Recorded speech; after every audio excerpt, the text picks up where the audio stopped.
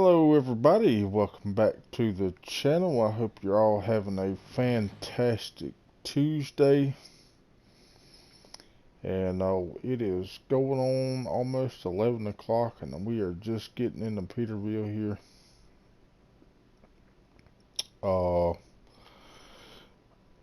I just got off the phone with Pops just a few minutes ago and he told me that and I just ran all through the bushes. Wait a minute, I think I took a wrong turn. I did. Oh well, we'll take the back way. But unfortunately, last night Grandpa passed away, or my great grandpa, shall I say. And all the families that is at his and Grandma's house.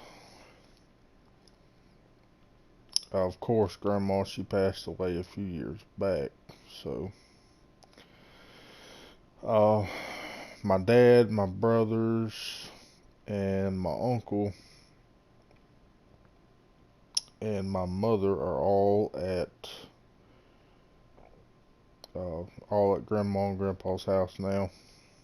They're sitting around having a few drinks, and my God, I can't drive. So yeah, pretty sad situation.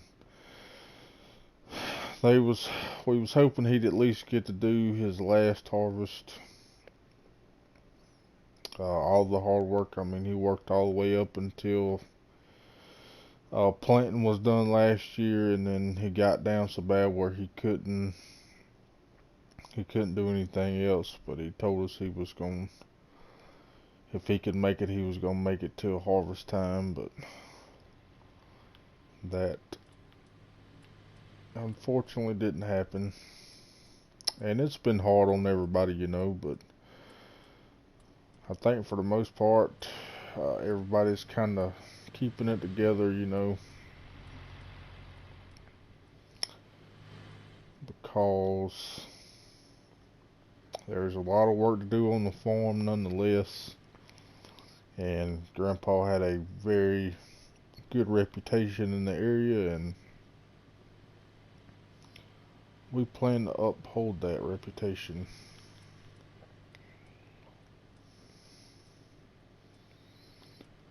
The house should be right up here on the left, I believe. This is my first time ever being here. I don't really know the area that well. For a long time, it was just my grandpa and his old war buddy that ran it for a while. And then my dad came over here probably about, I think I said it was, so here's the house. My dad told him to just pull into the farmyard over here and park the truck. But anyway, what was I saying? Dang, I lost my train of thought here.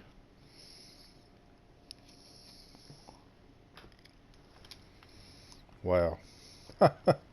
Just completely lost my train of thought there. Oh, goodness. Oh, okay, I remember now. My dad came over here, I think I told you. It's been about, Grandpa's health started declining about 4 or 5 years ago. And of course, you know, he's hard-headed and stubborn. He told my dad, he said, you know what, don't worry about me, don't come over here, you know, you got your own business to run over there and whatnot. And Dad listened to him for a couple of years, and finally he just said to hell with it and packed up his stuff. Him and Mom packed up their stuff and they moved over here.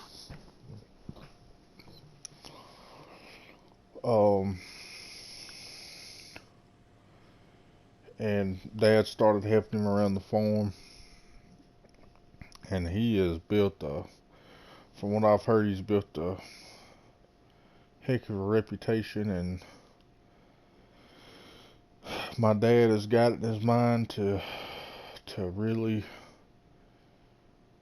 to keep that reputation going.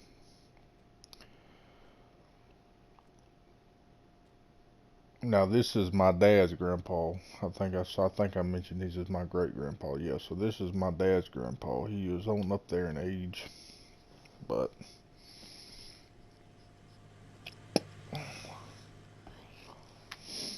we call him grandpa anyway. But yep, that looks like there's the house there. I'm gonna go over here and sit inside and talk to the family and have a few beers and get some sleep, and then in the morning we will take a tour of the farmyard and kind of see what needs to be done. I know they're coming into the first start of harvest season, so there is a few fields that we're gonna have to get into. But with that being said, I hope you all have a great night, and I'll see you in the morning. Good morning, everybody. It is almost 8:30 in the morning here. I was talking to Dad last night, and what you see in the top right corner is what we've got left after Grandpa. I believe I mentioned it when we was finishing up on Hagenstead, but my grandpa, he's not like, most old timers. They like they like to do the stuff the old school way, but not Grandpa boy. Every time something came out that was new, he had going on his farm, he went and he upgraded immediately. So there's a couple things that Dad told me that we probably need to downsize on just because of how tight the farmyard is and money wise, because Grandpa does have he paid some of his loan off, or else we'd have had a couple $1,000,000, but that's what his loan was. It was over $2 million. But he got it all paid down except $130,000. So that's what we got to work with. But, like I said, Grandpa, this farm's been well established, for the last, 40 plus years ago, 50 years ago. Or not 50 years ago, 50 years running. What is this here? He's got a Lamborghini Mach 250 T4i. He's got a Case 380 with the dual narrows. Looks like he's got some front seed tanks. He's got his 2 planter. Now this right here is what Dad was telling me that he wanted to downgrade. He said this corn planter is just a little bit too big for the operation that we got going on, so we are going to sell that today. But we're going to keep the Pronto seeder, and we're probably going to downgrade to a 12-row corn planter. This is a cow pen over here. He does not have any cattle. He did for a while, but he ended up selling them a few years back and got out of the dairy business. He's got a pretty nice, what is that, a Vaderstad Carrier XL 825 cultivator and a Lizard Neodisc 6000 plow. What's hiding behind door number 1 here? Okay, so he's got a tractor. I don't know why my dad knows better than to leave hydraulics up like that. That's a no-no. He got a, what is this? Daimler? It's like some kind of trailer. What is this? We got a Horse Axis H fertilizer spreader. And he's got a John Deere 8400R. And wow, a gold Massey Ferguson 7726. I guess that's gold. Maybe it's yellow. I'm not sure. Looks gold to me. Kind of yellowish green gold color, whatever. So what is that so far? One, two, oh, wow, I didn't see this little guy sitting here. The Massey Ferguson 5613. Huh. I would have almost willing to bet my bottom dollar that he has that tractor for cattle. So it's probably been sitting here for a couple of years not being used. But I believe we can probably use that for planting. But what is that? 1, 2, 3, 4, 5. He's got 6 tractors. My goodness. But that kind of makes sense though, because if you look here at all the land that Grandpa owned, is pretty outrageous. I mean, this is years and years of hard work that he's built up to. But while we're here, let's look and see what needs to be harvested. Field 45 needs to be harvested. That's barley. 41 needs to be harvested. That is barley as well. 40 is corn, but it's still growing.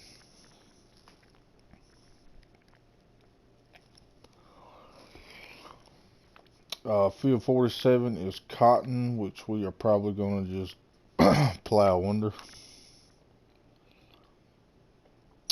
26 is wheat, and it's ready to be harvested. 34 and 31 are grass fields. All these fields have been cultivated, and these fields have been cultivated. So what we got? 1, 2, 3 fields to harvest right off the bat. Not sure why he planted cotton, because you don't have any equipment to pick cotton with, so I'm not sure what his plan was there. Maybe he was trying something different, I don't know. I mean, looking at the map, 47 don't look that big, but we may take a ride up there and see if it's big enough. Then we may go ahead and break down and rent the cotton harvester and try to get that harvested. But I have to check the fertilizer state. Let's see. Holy. As my good buddy farmer was like, holy buckets, everything needs to be plowed. So that's going to take what, 15% of the yield. Everything needs lime as well, and it's not fertilized. Nothing is fertilized. My goodness, Grandpa was slacking. Okie dokie, so we do have our work cut out for us. Since it's not got any fertilization on it and it hasn't been plowed, I'm not even going to waste the money leasing the equipment to pick the cotton, just because I don't think it's really worth it. Because I mean, if you look here, it costs 24 $1,735 to lease, plus a $10,000 per operating hour cost. That's pretty ridiculous. So I think we're going to pass on that.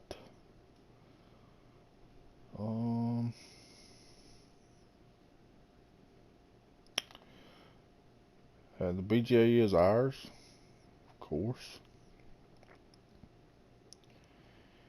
And these fields here, I believe, are grass.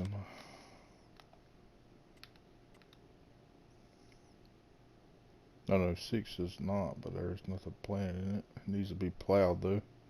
Field 8's a grass field, so we got 8, 31, and 34 in grass. So that ain't too bad. And I think what I'm going to do starting out is we'll fill up both of the bunkers. And probably sell the silage when we get done with it so we can get a little pocket change.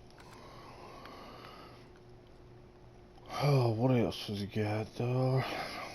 This looks like it might be a fertilizer and seed refill point. I'm not sure. But my dad did tell me when he moved, when he come over here about a year or so ago, year and a half ago, they had the local store. My grandpa was in good standings with them, so they come and set up a silo here. And we could just buy our stuff directly right here at the farm instead of having to go to the store. Costs more money, but you know, it's more convenient. Oh, what is this? Russell Smash Draper Stream 900 header. I'm guessing this is our 2 silage bunkers here. And I believe this is the sheep pasture here. Yeah, this is the sheep pasture. What we got back here? We got another cultivator. I don't see a name on it though. But I can kind of see why he's got 2 of them, just because he's got a lot of land he's got to do. Got a Massey Ferguson 7347S Activia and a Kinsey 1051 grain cart.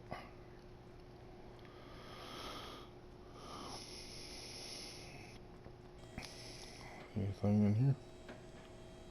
Oh, this is a workshop. Nice.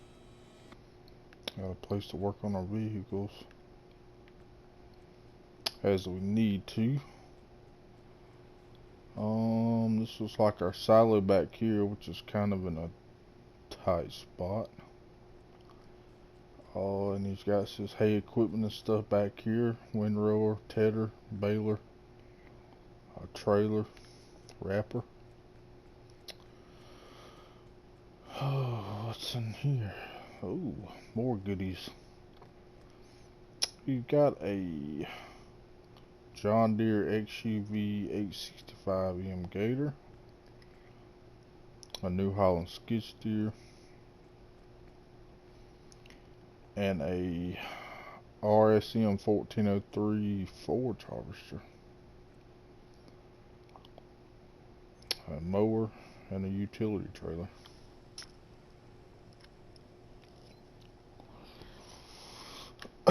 Now, according to Dad, Grandpa always bought his TMR. When he had cattle, he never did make it himself. He just bought it outright because he said it was cheaper. Which makes me wonder why he's got this machine if he don't make his own. I don't know. Probably because they just sell their TMR. That makes sense. Goodness, what else we got around here? This is a cow pen here. It looks like it's been empty for a while. And I think if we hop in the pickup here and go down the road, I think, if I don't hit nothing, I gotta get used to driving on the wrong side of the road. I believe Dad said there's a yard right down the road here that belongs to us as well.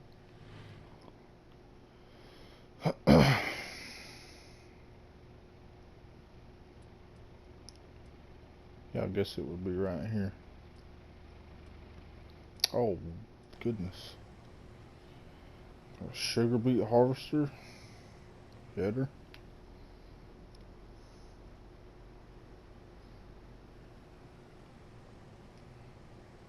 Guess this is a yard here. Don't look like there's much here. Got a few straw bales there. What's in here?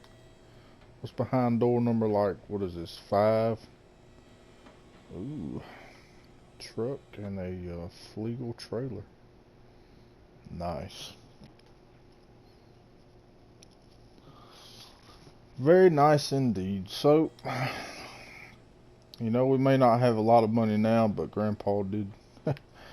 He left us with plenty of equipment to help keep this farm up and running. I'm gonna have to ask Dad why he's got this sugar beet harvester. He had never mentioned anything about doing sugar beets. So that's... These gates not closed? I guess not. Yeah, I have to ask him about that. He hadn't mentioned anything about doing sugar beets. But anyway, enough blabbing on. I thought I'd give you guys a little tour of Grandpa's farm here and show you what we were going to be working with. There's the corn there. It looks like it's coming along nicely. So what we're going to do is pull back into the farm, and I'm going to go down here and get the combine hooked up to the header.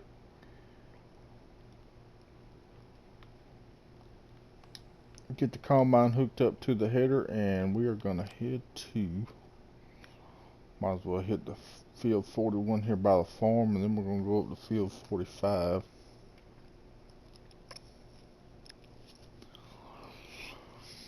And get that field knocked out.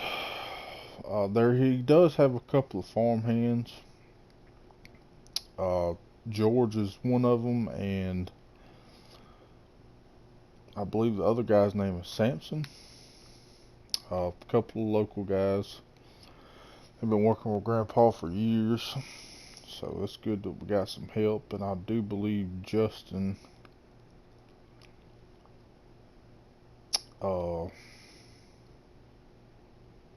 he did come to Hagenstead for the harvest, but he said, you know, and I offered the farm to him, but he said he didn't want to take it. He said he wanted to get some more experience as just being a farmhand. So he should be over here in a couple of days, which will be good for us because we've got a lot of work to do and not very long to do it. So I'm going to get everything going here, and I'll be back with you here in just a little bit. Boy, I tell you what, this combine might be a little bit too big for these tight, narrow fences here, man. Goodness, I destroyed a corner of this field here trying to get in this place. Oh, goodness.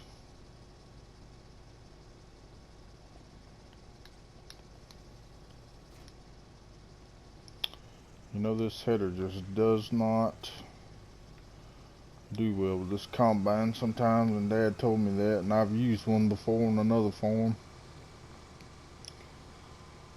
But we are harvesting barley on Grandpa's farm, and the map doesn't do these fields justice. This is a pretty decent sized field. I'm kind of actually terrified to go to field 45 over there, or 44 over there, because it looks pretty big on the map, and if it's anything like this one, goodness gracious, we're gonna be in for a wild ride. But this video is getting kind of long, so what I'm going to do is we're going to end it here for now. But, you know, I just wanted to get you guys caught up on what was going on, show you around Grandpa's farm, show you what kind of operation he had going on here, and all that good stuff. But from Peterville Farm, I am Yellowhammer, and I'll catch y'all on the next one. Y'all take it easy.